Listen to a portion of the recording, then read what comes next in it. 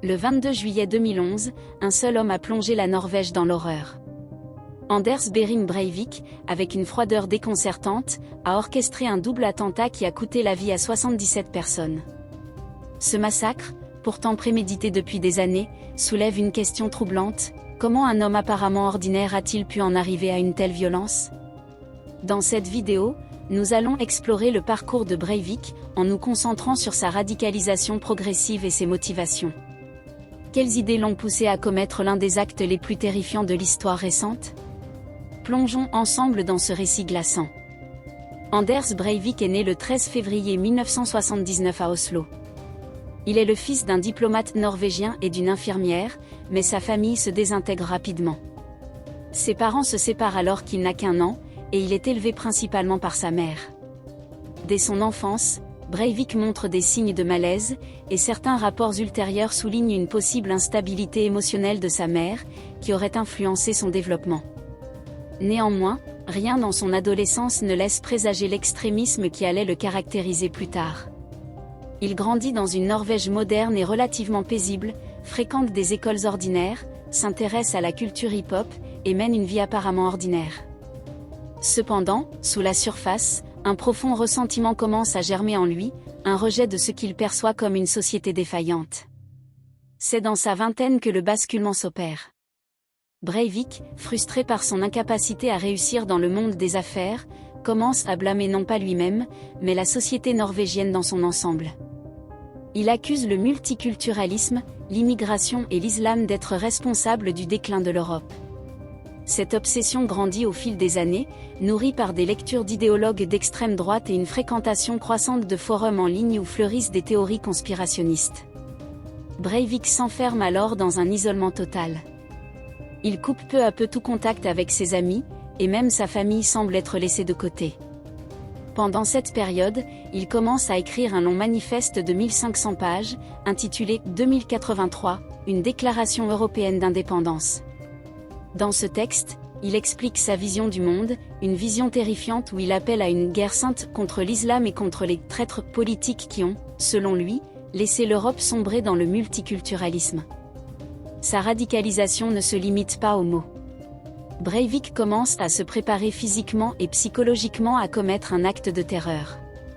Il achète discrètement des armes, stocke des munitions, et expérimente la fabrication d'explosifs. Il prend même soin de ne pas attirer l'attention des autorités, en louant une ferme isolée où il peut préparer tranquillement ses explosifs sans éveiller de soupçons. Breivik planifie soigneusement son massacre. Il teste différentes formules chimiques pour son explosif, et calcule précisément le moment où il passera à l'acte. Sa préparation est si minutieuse qu'il s'entraîne physiquement pour être capable de supporter le poids de ses armes et de son équipement lors de l'attaque. Le 22 juillet 2011, Breivik passe à l'action. Il commence par faire exploser une bombe dans le quartier gouvernemental d'Oslo, tuant 8 personnes. Mais ce n'était que le début. Déguisé en policier, il se rend ensuite sur l'île du Toya, où des jeunes du Parti travailliste participent à un camp d'été. Ce qui s'ensuit est un massacre d'une brutalité inouïe. Breivik, armé jusqu'aux dents, tire sur les jeunes présents sur l'île pendant plus d'1 heure. Il parcourt les bois et les plages, traquant ses victimes sans aucune pitié. Des survivants racontent comment il revenait parfois sur ses pas pour s'assurer que ceux qui faisaient semblant d'être morts l'étaient réellement. Une anecdote glaçante raconte qu'à un moment donné, Breivik a rassemblé plusieurs jeunes en leur assurant qu'il était là pour les protéger, avant d'ouvrir le feu sur eux.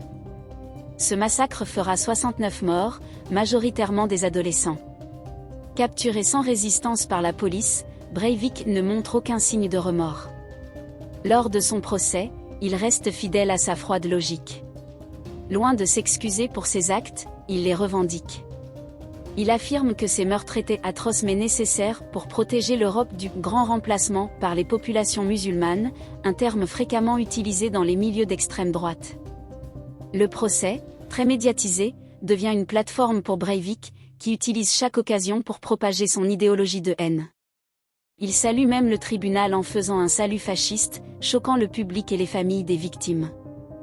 Depuis sa prison, où il est détenu dans des conditions très strictes, Breivik tente toujours d'exercer une influence sur le monde extérieur. Il écrit à des groupes extrémistes et continue de propager ses idées à travers des correspondances.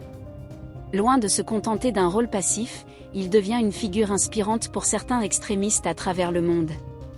Un exemple frappant est celui de l'attentat de Christchurch, en Nouvelle-Zélande, en 2019. Le terroriste responsable de cette attaque a explicitement fait référence à Breivik dans son propre manifeste, montrant que l'influence de l'idéologie haineuse de Breivik dépasse les frontières de la Norvège. L'histoire d'Anders Breivik est donc celle d'un homme qui, à travers une idéologie d'extrême droite et une radicalisation progressive anti-islam, a choisi la violence pour exprimer ses convictions. Ces actes terribles ont profondément marqué la Norvège et le monde entier, et restent une mise en garde contre les dangers du fanatisme et de la haine.